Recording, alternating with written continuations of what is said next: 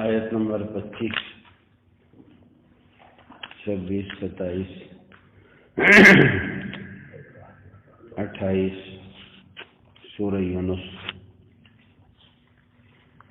اعوذ باللہ من الشیطان الرجیم، بسم اللہ الرحمن الرحیم، واللہ يدعو إلى دار السلام ويهدي من يشاء إلى صراط مستقيم، للذين أحسنوا الحسنى وزيادة ولا يرهق وجوههم قتر ولا ذلة أولئك أصحاب الجنة هم فيها خالدون، والذين كسبوا السيئات جزاء سيئة بمثلها وترهقهم ذلة ما لهم من الله من عاصم كأنما أغشيت وجوههم قطعا من الليل مظلما أولئك أصحاب النار هم فيها خالدون، ويوم نحشرهم جميعا ثم نقول للذين أشركوا مكانكم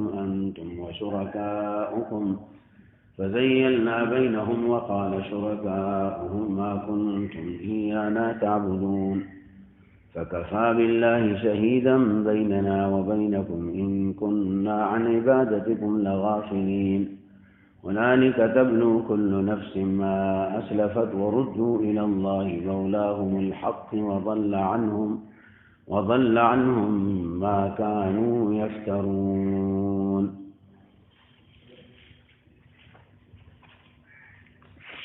واللہ يدعو إلى دار السلام، اللہ تعالیٰ بلاتے ہیں سلامتی کے گھر کی طرف، وَيَهْدِي مَن يَشَاءُ إِلَى صِرَاطٍ مُسْتَقِيمٍ، اور اللہ تعالیٰ دکھلاتا ہے جس کو چاہے راستہ سیدھا۔ لِلَّذِينَ أَحْسَنُوا الْحُسْنَى، جنہوں نے کی بھلائی ان کو بھلائی ملے گی، وَزِيَادَةٌ، اور کچھ اللہ بڑھا کے دیں گے، وَلَا يَرْهَقُ وُجُوهَهُمْ قَتَرٌ وَلَا ذِلَّةٌ، اور نہ چڑھے گی ان کے چہرے پر سیاہی اور نہ رسوائی۔ اولئک اصحاب الجنہ، یہ ہے جنت والے لوگ، ہم فیہا خالدون، ہمیشہ اس میں رہیں گے۔ اللہم اجعلنا منہم، یا اللہ ہمیں انہی میں شامل فرما دیجیے۔ والذین کسبوا السیئات، اور وہ لوگ جنہوں نے برے کام کیے، جزاء سیئۃ، تو بدلہ برائی کا ہے، برا مثلہا، اسی کے برابر۔ وترہقہم ذلہ، اور ڈھانک لے گی ان کو رسوائی۔ ما لہم من اللہ من عاصم، کوئی نہیں اللہ کے سوا بچانے والے۔ کأنما اغشیت وجوہہم، گویا کہ ڈھانک دیے گئے ان کے چہرے، قطعا من اللیل مظلما، اندھیری رات کے ٹکڑوں سے۔ اولئک اصحاب النار، یہ جہنمی لوگ ہیں، ہم فیہا خالدون، ہمیشہ اس میں رہیں گے۔ اللہم احفظنا، اعاذنا اللہ، اللہ ہماری حفاظت فرما دیجیے، یا اللہ ہمیں ان سے بچا لیجیے۔ وَيَوْمَ نَحْشُرُهُمْ جَمِيعًا، اور جس دن جمع کریں گے ہم سب کو، ثُمَّ نَقُولُ لِلَّذِينَ أَشْرَكُوا، پھر ہم کہیں گے شرک کرنے والوں کو، مَكَانَكُمْ، کھڑے رہو اپنی جگہ پر، انتم، تم بھی، وشرکاؤکم، اور تمہارے شریک بھی، جن کو تم اللہ تعالیٰ کا شریک بناتے تھے۔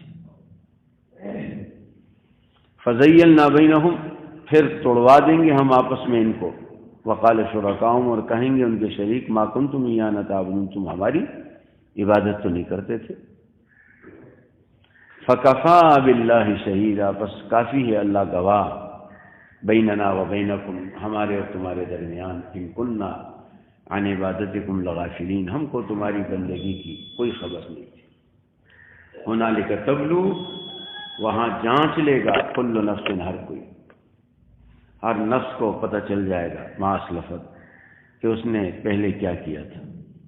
وردوا الی اللہ، اور وہ لوٹیں گے اللہ تعالیٰ کی طرف، مولاہم الحق، جو ان کا سچا آقا اور برحق آقا ہے۔ وضل عنہم، اور جاتا رہے گا ان کے پاس سے، ما کانوا یفترون، جو وہ دنیا میں جھوٹ باندھا کرتے تھے۔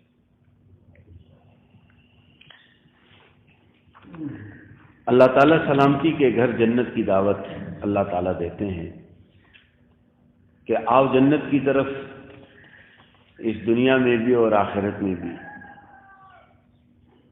سیدھے راستے پر چلو گے تو یہ جنت کا راستہ ہے، یہ دنیا میں بھی جنت ہے اور آخرت میں وہی پہنچ جاؤ۔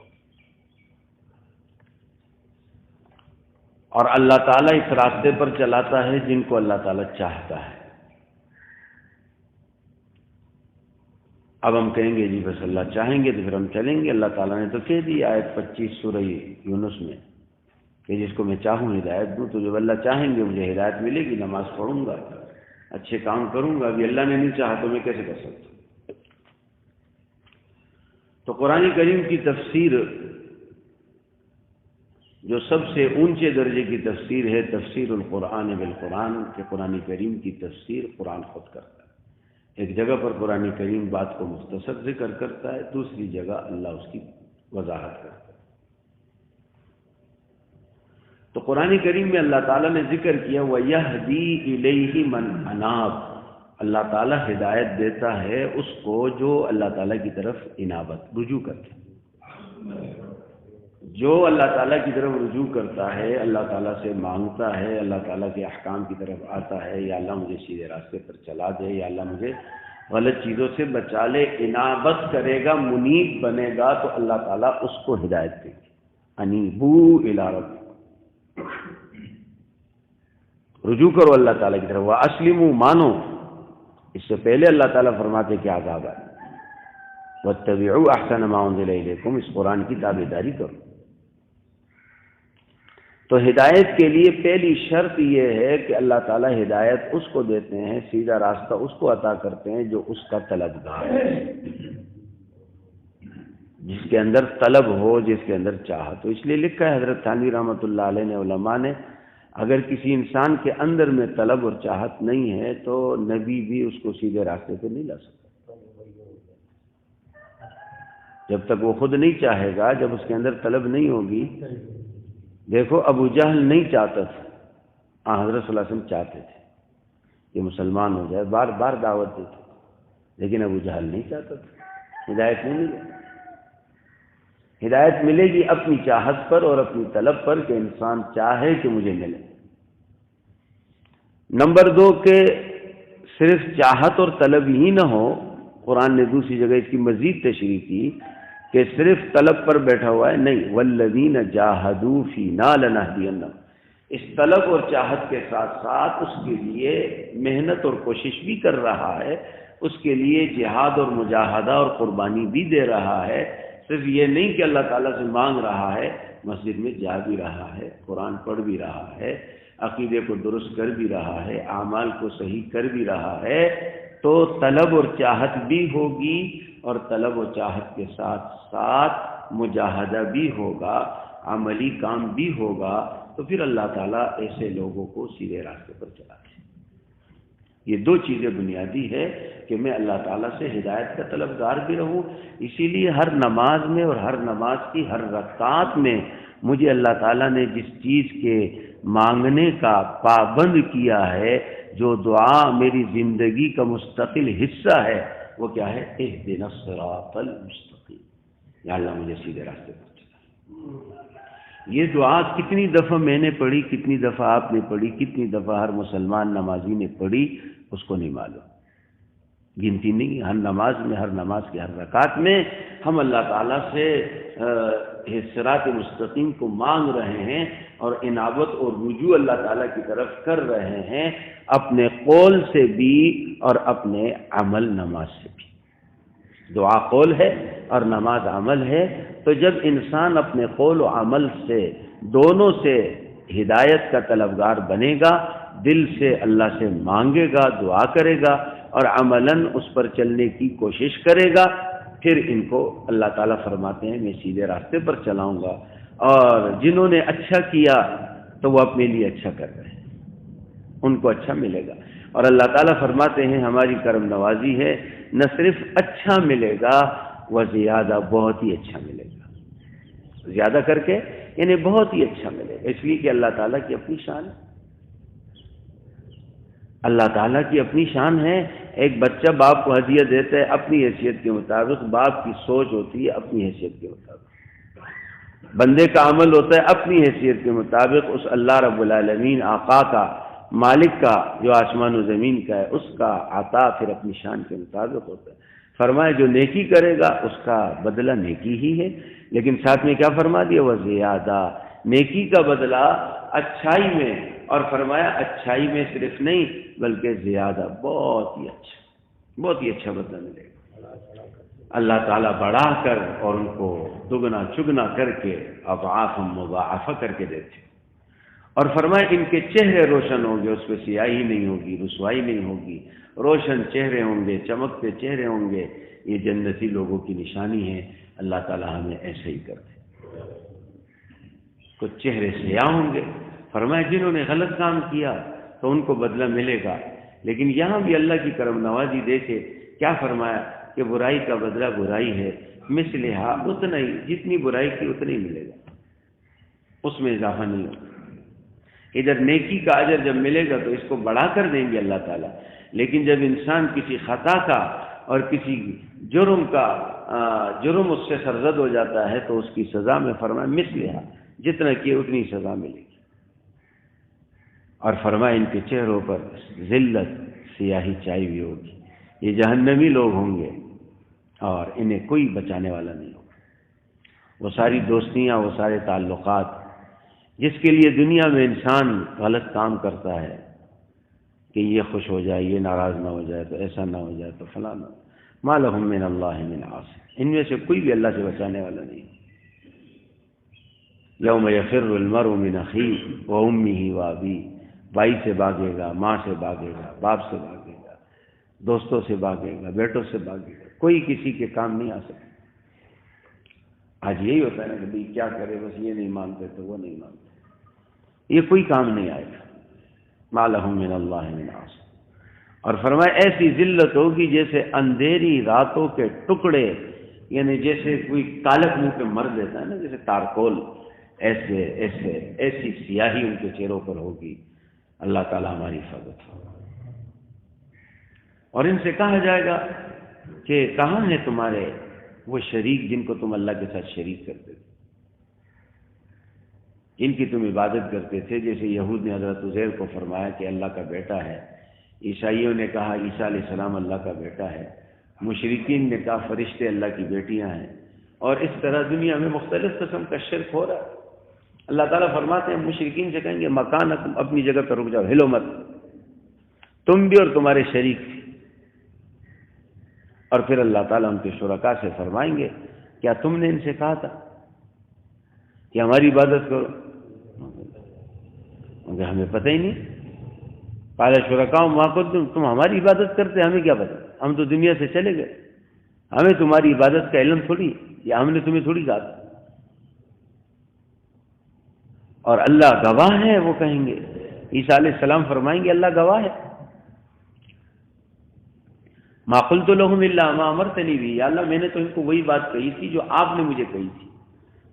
اور وہ کیا بات تھی؟ ان اعبدوا اللہ ربی و ربکم، اللہ کی عبادت کرو، میرا بھی رب ہے تمہارا بھی۔ اور جب تک میں اپنے قوم میں تھا مجھے ان کا پتہ ہے، لیکن جب میں قوم میں نہیں رہا، یا اللہ آپ کو ہی پتہ ہے کیا کیا میں نے تو ان کو نہیں کہا تھا کہ میری عبادت کرو، میں نے تو کہا تھا اللہ تعالیٰ کی عبادت کرو۔ اللہ تعالیٰ فرمائیں گے اب جواب دو، کفا باللہ شہید، اللہ کافی ہے ہمارا گواہ کہ ہم نے نہیں کہا تم، اور ہمیں تمہاری عبادت کا کوئی پتہ نہیں۔ اللہ تعالیٰ فرماتے ہیں ہنالک تبلو کل نفس، وہاں پھر ہر انسان کو پتہ چل جائے گا ما اسلفت، کہ اس نے آگے کیا کیا، ہم کیا بھیج رہے ہیں اور اپنے اعمال نامے کی تجوری میں کیا ڈال رہے ہیں۔ اعمال نامے کی تجوری میں، الماری میں ہم کیا چیزیں ڈال رہے ہیں، کیا چیزیں جمع کر رہے ہیں۔ فرمایا قیامت کے دن ہر انسان کو پتہ چل جائے گا کہ یہ میں نے کیا کیا۔ وَضَلَّ عَنْهُمْ مَا كَانُوا يَفْتَرُونَ، اور وہ ساری بناوٹی باتیں جو دنیا میں لوگ کرتے تھے تو وہ ساری باتیں ان کی ختم ہو جائیں گی، وہ ساری ان کی شرکیہ چیزیں اور شرکیہ باتیں وہ ساری کی ساری ختم ہو جائیں گی۔ ضل عنہم ما کانوا یفترون، کوئی حضرت عیسیٰ کی عبادت کر رہا ہے، کوئی حضرت علی کی عبادت کر رہا ہے، کوئی شاہ عبد القادر جیلانی سے مانگ رہا ہے، کوئی کسی فرشتے سے مانگ رہا ہے، کوئی کسی مردے سے مانگ رہا ہے، کوئی کسی قبر پہ جھک رہا ہے، سجدے کر رہا ہے۔ ہنالک تبلو کل نفس، پتہ چل جائے گا ہر ایک کو یہ کیا کیا تم نے۔ وَضَلَّ عَنْهُمْ مَا كَانُوا يَفْتَرُونَ، اور وہ باتیں ساری من گھڑت باتیں ہیں. وہ جس مزار پہ چلے جائے تو یوں ہو جاتا ہے، تو ایک درخت میں چلے جائے تو یوں ہو جاتا ہے، تو فلاں جگہ کرے تو یوں ہو جاتا ہے، سمندر میں چلے جائے تو یوں ہو جاتا ہے.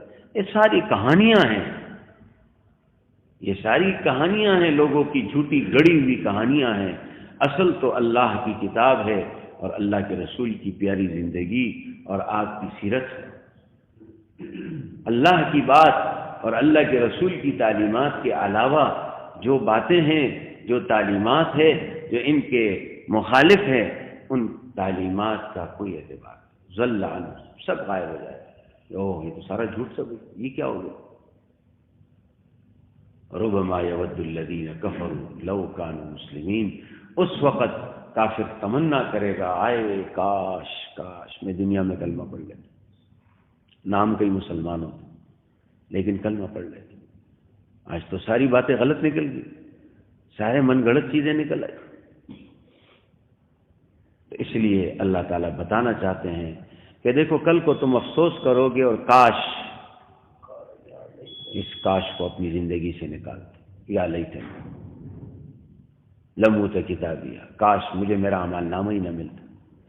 یا لیتنی کنت ترابا، کاش میں مٹی ہو جاتا. کاش میں یہ کاش اپنی زندگی سے نکالتا. اپنی زندگی کو اللہ تعالیٰ کی توحید سے اور پیغمبر صلی اللہ علیہ وسلم کی مبارک سنتوں سے آباد فرما دو. ایسی خوبصورت زندگی، ایسی خوبصورت زندگی. ویسے تو صحابہ نے اس کو اختیار نہیں کیا تھا. صحابہ نے نبی علیہ السلام کی تشریف آوری سے قبل وہ ساری زندگی دیکھی ہوئی تھی. وہ سارا شرک کا ماحول، وہ سارا کفر کا ماحول، وہ سارا جہالت کا ماحول، وہ سب کچھ دیکھ چکے تھے.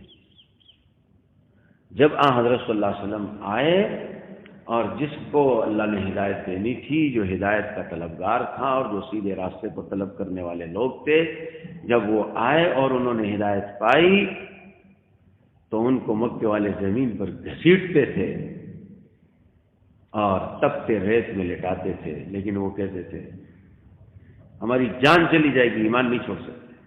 اس لیے کہ انہوں نے وہ روشنی دیکھ لی تھی اور وہ اندھیرا بھی دیکھا ہوا تھا.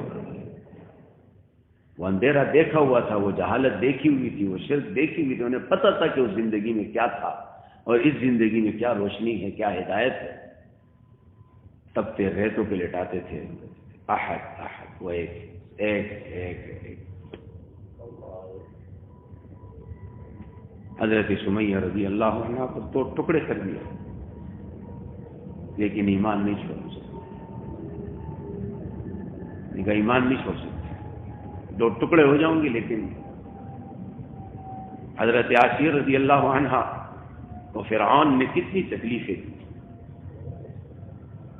تفسیری روایات میں اس کے ہاتھوں میں کیلیں ٹھوک دیتا تھا، لیکن حضرت آسیہ نے کہا میں ایمان موسیٰ علیہ السلام پر نہیں چھوڑ سکتا. اس لیے کہ وہ سارا ماحول اس کا دیکھا ہوا تھا، اس کو اس سارے کفر اور شرک کی تفصیلات اچھی طرح معلوم تھی. اور موسیٰ علیہ السلام کی وہ دعوت، اللہ کی وہ کتاب تورات، اس کی روشنی اس کو معلوم تھی. اس لیے قرآن کریم میں اللہ تعالیٰ اس عورت کی تعریف کرتے ہیں. ضرب اللہ مثلا للذین آمنوا امرأۃ فرعون. اللہ مثال بیان کرتے ایمان والوں کو، سنو امرأۃ فرعون، فرعون کی بیوی کے ایمان کا کیا تذکرہ ہے، کیا اس کے ایمان کا لیول ہے، کیا اس کے ایمان کا رتبہ ہے. اے لوگوں سنو، اللہ مثال بیان کرتے امرأۃ فرعون، فرعون کی بیوی کا. کہاں شوہر کتنا بڑا طاقتور حاکم وقت، ساری طاقت دولت آسیہ کو ایمان سے نہیں ہٹا سکی. اس قالت رب ابن لی عندک بیتا فی الجنہ. حضرت آسیہ نے کہا یا اللہ مجھے فرعون کا محل نہیں چاہیے، مجھے فرعون کی حکومت نہیں چاہیے. رب ابن لی عندک بیتا فی الجنہ، یا اللہ مجھے اپنے جنت میں ایک محل دے دے، مجھے وہاں ایک گھر دے دے. ونجنی من فرعون وعملہ ونجنی من القوم الظالمین. یا اللہ مجھے ان ظالموں سے بچا دے جو مجھ پہ ظلم کر رہے ہیں، فرعون سے اور اس کے عملے سے. یا اللہ مجھے بچا، ان ظالم قوموں سے مجھے بچا. لیکن ایمان کی چاشنی کا اس کو علم تھا، ایمان کی قیمت کا اس عورت کو علم تھا کہ یہ کتنا قیمتی گوہر ہے، یہ کتنا قیمتی سرمایہ ہے۔ دوسری طرف حکومت ہے، طاقت ہے، دولت ہے، پیسے ہیں، محلات ہیں، لیکن کفر ہے، شرک ہے، ظلم ہے، اندھیرا ہے۔ میں کیسے اس اندھیرے میں چھلانگ لگاؤں، اور میں کیسے اس شرک اور اس گندی زندگی کو میں کیسے اپناؤں؟ اگرچہ دولت کے انبار موجود ہے، حکومت موجود ہے، دنیا کی فراوانیاں موجود ہے، لیکن مجھے یہ گند نہیں چاہیے، مجھے وہ بھوک برداشت ہے، مجھے وہ پیاس برداشت ہے، مجھے وہ ظلم برداشت ہے، لیکن مجھے ایمان چاہیے۔ ایمان اتنی بڑی نعمت ہے، ہنالک تبلو، اس وقت پتہ چلے گا کہ ایمان کتنی بڑی نعمت ہے۔ اللہ تعالی ہمیں اس کی قدردانی کی توفیق دے، اور جو ایمان کے تقاضے ہیں اور جو ایمان ہم سے چاہتا ہے ہم اس کے مطابق اپنی زندگی گزارنے کی کوشش کریں۔ اللہ تعالی ہم سب کو توفیق عطا فرمائے۔ الحمدللہ رب العالمین والعاقبۃ للمتقین والصلاة والسلام علی سید الانبیاء والمرسلین۔ اللہم ربنا آتنا فی الدنیا حسنہ وفی الآخرۃ حسنہ وقنا عذاب النار۔ یا اللہ ہمیں دنیا میں اچھے کاموں کی توفیق عطا فرما۔ یا اللہ آپ نے فرمایا جو اچھا کرے گا میں اسے بہت اچھا دوں۔ یا اللہ ہمیں اچھے کاموں کی توفیق عطا فرما۔ یا اللہ ہمیں برے کاموں سے بچا۔ یا اللہ بری عادتوں سے بچا۔ یا اللہ بری مجلسوں سے بچا۔ لا حول ولا قوت الا باللہ۔ یا اللہ آپ ہی اچھے کاموں کی توفیق دیتے ہیں، اور آپ ہی کی توفیق سے انسان برے کام سے بچتا ہے۔ یا اللہ ہماری مدد فرما دے، ہم تو بڑے کمزور ہیں۔ یا اللہ بری عادتوں سے اور بری مجلسوں سے اور بری باتوں سے یا اللہ ہمیں بچا لے۔ یا اللہ اچھے کاموں کی توفیق عطا فرما۔ وما توفیقی الا باللہ۔ یا اللہ میری تو کوئی توفیق نہیں ہے، مگر جب اللہ آپ مہربان ہو جاتے ہیں، آپ توفیق دیتے ہیں تو ہم سے اچھے کام ہو ہی جاتے ہیں۔ یا اللہ ہمیں اچھے کاموں کی توفیق عطا فرما دیجیے۔ یا اللہ پوری زندگی، یا اللہ زندگی کا آخری دن اور آخری لمحہ بھی جب دنیا سے، یا اللہ ہمارا وہ وقت بھی یا اللہ اپنی عبادت و اطاعت میں مشغول فرما دے۔ یا اللہ ہر قسم کے گناہوں سے، برائیوں سے یا اللہ ہماری حفاظت فرما دے۔ سبحان ربک رب العزت عما یصفون وسلام علی المرسلین والحمد للہ رب العالمین برحمتک یا ارحم الراحمین۔ اشراق پڑھ لیجیے، وقت ہو گیا۔